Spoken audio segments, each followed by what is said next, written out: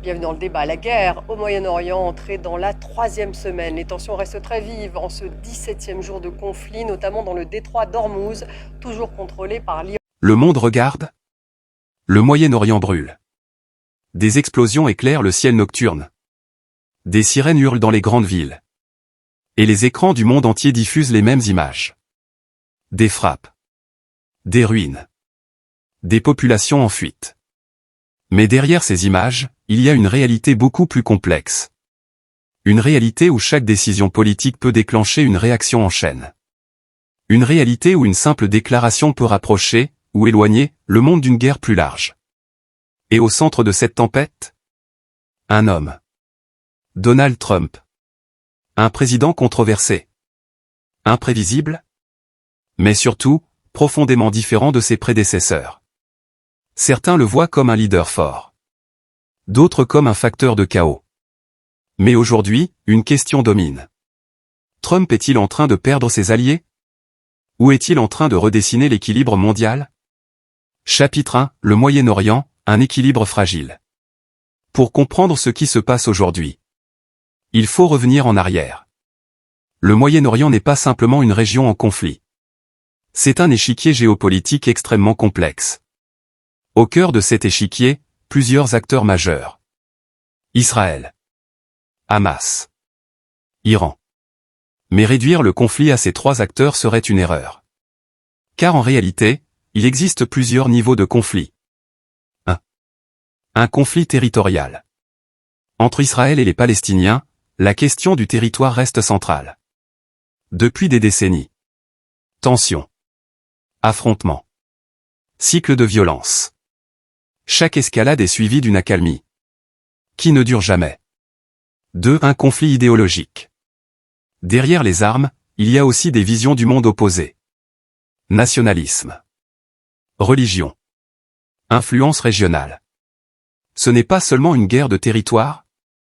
C'est une guerre d'identité. 3. Un conflit indirect. C'est là que l'Iran entre en jeu. L'Iran ne combat pas toujours directement. Il soutient. Il influence. Il finance certains groupes. Ce qui transforme le conflit en guerre indirecte. 4. Une dimension mondiale. Et enfin, il y a les grandes puissances. Parce que le Moyen-Orient, c'est aussi le pétrole, les routes commerciales, l'équilibre stratégique mondial. Ce qui signifie une chose simple. Ce qui se passe ici, concerne toute la planète. Et dans ce contexte explosif, les États-Unis jouent un rôle clé. Mais avec le retour de Donald Trump, ce rôle change profondément. Chapitre 2, la stratégie Trump aux ruptures totales. Quand Donald Trump revient au pouvoir, il ne cherche pas à continuer la politique traditionnelle. Il veut la casser. Une vision simple du monde. Pour Trump, la géopolitique n'est pas une question de diplomatie complexe. C'est une question de force, intérêt, domination. Sa logique est directe. Si tu es fort, tu es respecté. Si tu es faible, tu es ignoré. Une politique de rupture. Concrètement, cela se traduit par plusieurs décisions. Soutien massif à Israël. Position extrêmement dure contre Iran. Réduction du rôle des institutions internationales. Trump ne cherche pas l'équilibre. Il cherche à imposer. Moins d'alliés, mais plus de contrôle. Traditionnellement, les États-Unis travaillent en coalition. Mais Trump voit les alliances autrement. Elles doivent servir les États-Unis. Pas l'inverse. Résultat. Tension avec l'Europe. Désaccord diplomatique. Perte de coordination. Une stratégie risquée? Certains analystes considèrent cette approche comme dangereuse. Pourquoi? Parce qu'elle peut isoler les États-Unis. Réduire leur influence diplomatique. Augmenter les risques de conflit. Mais d'autres pensent exactement l'inverse. Pour eux, Trump renforce la position américaine. Alors, qui a raison? Trump est-il en train d'isoler les États-Unis? Ou est-il en train de les rendre plus puissants que jamais? Alliés, NATO et fractures internationales. Dans toute guerre moderne, la question n'est jamais seulement « qui combat ?». Mais aussi, qui soutient? Qui suit? Et surtout, qui refuse de suivre? Car la puissance des États-Unis n'a jamais reposé uniquement sur leur armée. Elle repose sur quelque chose de plus subtil. Un réseau d'alliances. Mais avec le retour de Donald Trump, ce réseau commence à trembler. Chapitre 3, les alliances américaines, piliers du pouvoir. Depuis la fin de la Seconde Guerre mondiale, les États-Unis ont construit un système unique. Un système basé sur coopération militaire, alliance stratégique, influence diplomatique. Au cœur de ce système, NATO. L'OTAN, une alliance clé. Créée pour faire face aux grandes menaces, l'OTAN fonctionne sur un principe simple. Si un pays est attaqué, tous répondent. Pendant des décennies, cela a permis de stabiliser l'Europe, de dissuader les conflits, de renforcer l'influence américaine. Mais ce système repose sur une condition essentielle. La confiance. Chapitre 4, Trump et la méfiance envers les alliances. Avec Donald Trump, cette confiance est remise en question. Pourquoi? Parce que Trump voit les alliances différemment. Une critique constante. Depuis des années, il accuse les alliés de profiter des États-Unis, ne pas payer leur part, dépendre trop de Washington. Cette vision change tout. Une logique transactionnelle. Pour Trump, une alliance n'est pas un engagement moral. C'est un contrat. Tu donnes, tu reçois. Tu ne donnes pas, tu perds le soutien. Résultat. Les relations deviennent plus froides, plus calculées. Chapitre 5, l'Europe prend ses distances. Face à cette nouvelle approche, l'Europe commence à douter. Au sein de European Union, plusieurs pays expriment leurs inquiétudes. France, la voie de la prudence. La France adopte une position claire.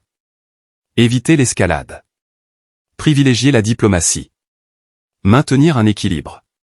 Elle critique indirectement l'approche trop brutale des États-Unis. Germanie, la peur de l'instabilité. L'Allemagne, elle, est particulièrement préoccupée par les conséquences économiques. Le risque de guerre élargi. La dépendance énergétique. Pour Berlin, une crise au Moyen-Orient égale danger direct pour l'Europe. Une fracture silencieuse. Ce qui se passe est subtil, mais profond. Les alliés ne rompent pas officiellement. Mais ils ne suivent plus automatiquement.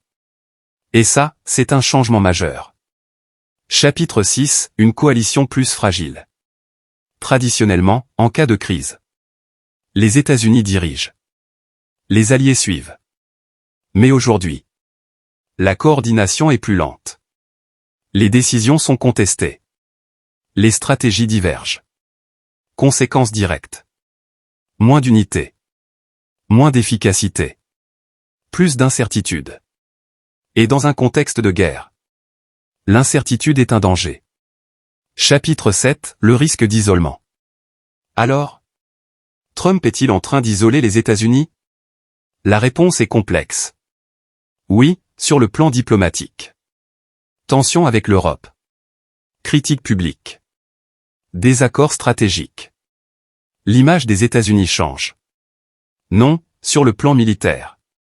Les États-Unis restent la première puissance mondiale. Un acteur incontournable. Un allié indispensable. Aucun pays occidental ne peut totalement s'en détacher. En réalité, ce que fait Donald Trump, ce n'est pas simplement s'isoler. Il transforme le système d'alliance. Avant. Alliance stable. Coopération automatique. Maintenant. Alliance conditionnelle. Soutien négocié. Et c'est là que tout change. Parce qu'un monde où les alliances deviennent fragiles est un monde plus imprévisible, plus instable, plus dangereux. Mais au-delà des alliances occidentales, un acteur observe attentivement cette situation. Un acteur qui pourrait faire basculer tout l'équilibre. Iran. Et si la véritable clé du conflit n'était mais non, sur le plan stratégique. Une stratégie différente. Trump ne cherche pas à maintenir l'ordre ancien. Il cherche à le transformer. Sa logique? Moins de dépendance aux alliés. Plus d'autonomie. Décision rapide.